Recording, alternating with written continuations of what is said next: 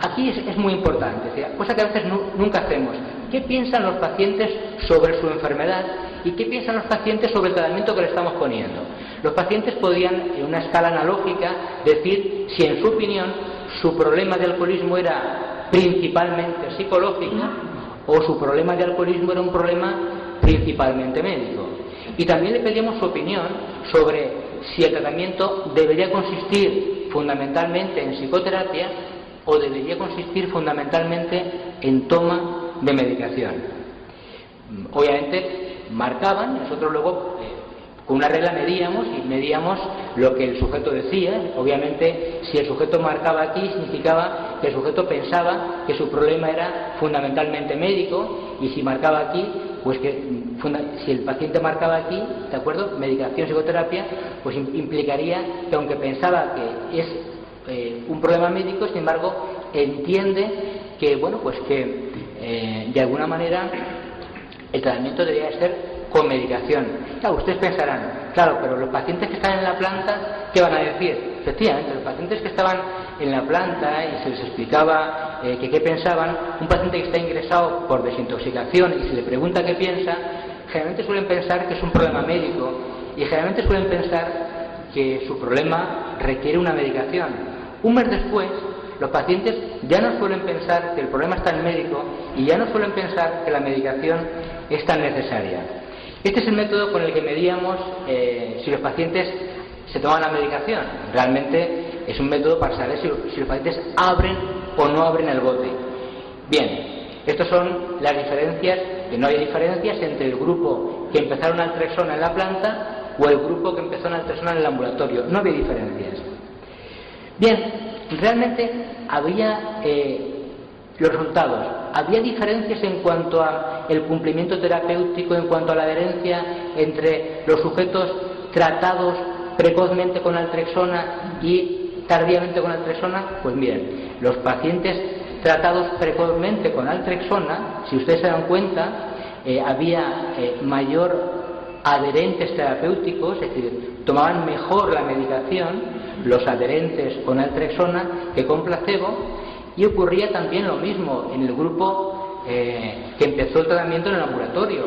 Eran más adherentes los pacientes con naltrexona que los pacientes con placebo. Ahora bien, si comparamos en total toda la naltrexona inicialmente o tardíamente con todo el placebo, claramente tratar a un paciente, bien sea desde el ingreso o a nivel de un mes después, mejora la adherencia terapéutica.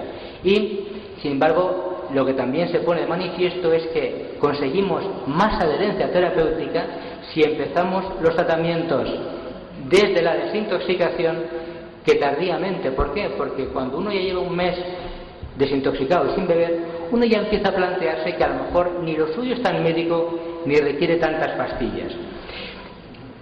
¿Qué relación hay entre lo que yo digo de lo que me parece mi tratamiento con el número de pastillas tomadas? Pues miren, cuando el sujeto cree que su problema es un problema médico, eso se correlaciona directamente con el número de veces que abro el dispositivo.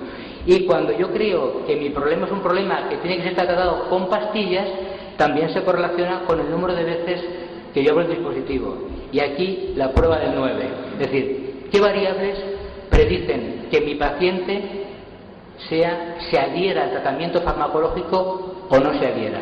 Pues miren, realmente para no adherirse, es decir, los pacientes que son inadherentes, los pacientes que no se toman la medicación, y yo insisto, si no se toma la medicación no hace efecto, ¿no? Pues entre las variables que explican no tomarse la medicación estaría el empezar el tratamiento de manera tardía, y así ustedes se darán cuenta que muchos estudios con naltrexona donde no se demuestra eficacia de naltrexona son estudios donde el reclutamiento se hace y desde el reclutamiento hasta el inicio de la medicación ha pasado un mes o más. Los pacientes que consideran que su tratamiento debe ser psicológico no se toma la medicación.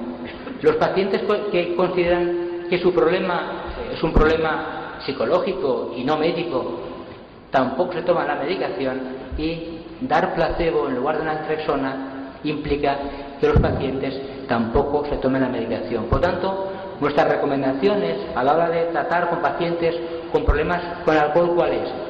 Pues simplemente creerse el profesional que es un problema médico y hacérselo ver a los pacientes. Muchas veces los pacientes no se toman la medicación porque el médico no está convencido de que la medicación sea necesaria, ¿de acuerdo? Y utilizar la estrategia más adecuada. La estrategia más adecuada para la dependencia por alcohol sería utilizar naltrexona, sabiendo que las terapias cognitivo-conductuales son las más eficaces en el tratamiento de la adicción y sabiendo que también son las que mayor favorecen la adherencia terapéutica. Y les pongo simplemente esto para terminar.